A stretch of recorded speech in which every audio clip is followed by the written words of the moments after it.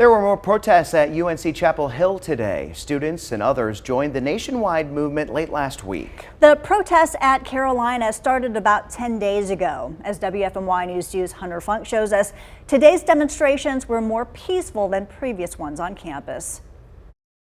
Campus-wise, it's quiet after the campus closed it yesterday, and as you can see on the fence, we're seeing new posters pop up and also be torn down. It's a lot louder on Franklin Street at Peace and Justice Plaza as more than 100 people who are students from UNC Chapel Hill, alumni, and also students from other universities came out to protest the war in Gaza.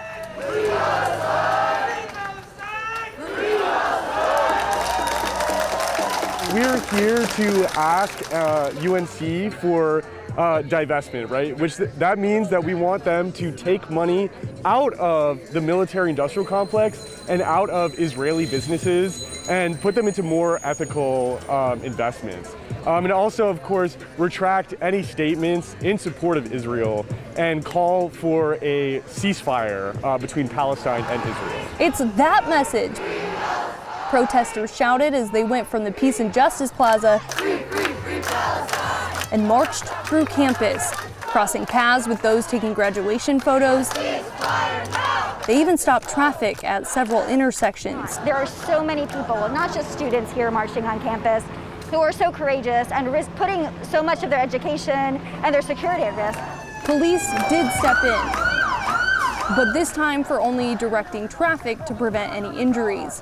If you remember Tuesday, it was more tense as several protesters were arrested and pepper spray was used. They were armed with all the weapons possible, with tear gas, with pepper spray, with rubber bullets, and many cops were in full riot gear.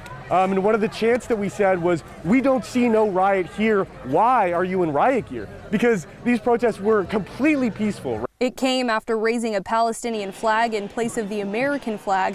The university's interim chancellor said this group made it clear they will no longer even consider the university's request to abide by policies and have ended our attempts at constructive dialogue.